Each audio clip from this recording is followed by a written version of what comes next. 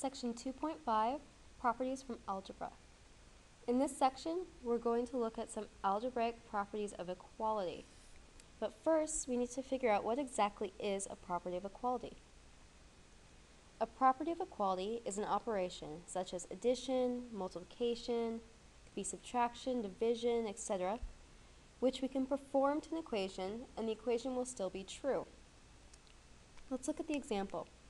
We have x plus 7 equals 12. To solve for x, we can subtract 7 from both sides, giving us x equals 5.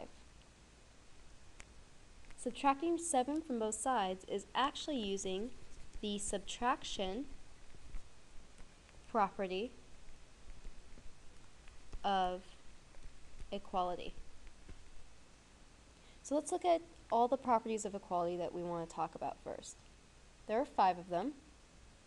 And to talk about these, we first must use the variables a, b, and c such that a, b, and c are all real numbers.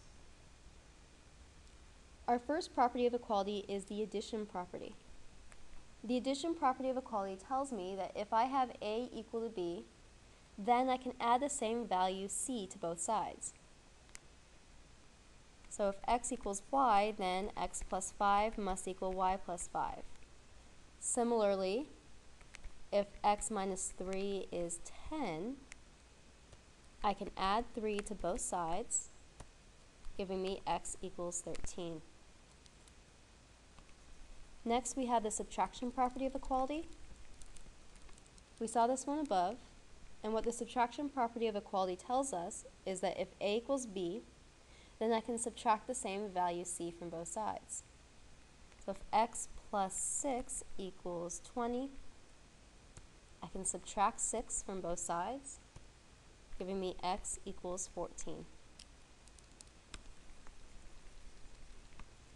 Next, we have the multiplication property of equality, which tells me that if a equals b, I can multiply both sides by the same value c.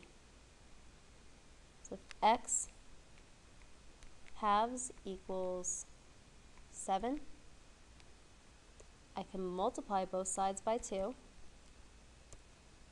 and that will give me x equals 14. Next is division. And division, like the ones above, tell me that if a equals b, what I can do with division is I can divide both sides by the same value c. We have to be careful here though. C cannot be equal to 0, because when I divide something by 0, the term blows up on me. It's not possible. Dividing by 0 is an undefined operation. So let's look at an example. If I have 3x equals 33, I can divide both sides by 3 using the division property of equality to get x equals 11.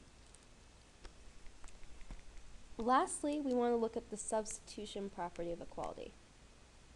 What substitution tells me is that if a equals b, then a can be substituted for b in any equation, and vice versa. This is easiest seen with an example. Let's say the measure of angle A equals 2x plus 10 degrees. Also, I am going to tell you that x equals 6. We can use substitution, substituting in 6 for x to give us the measure of angle A equals 2 times 6 plus 10, 12 plus 10, 22 degrees. Okay. Your turn for an example. For the given equation, I want you to solve for x. Do not worry about writing down any justifications, just solve for x, but show your step, each and every step explicitly. When you're ready to see the solution, go on to the next video.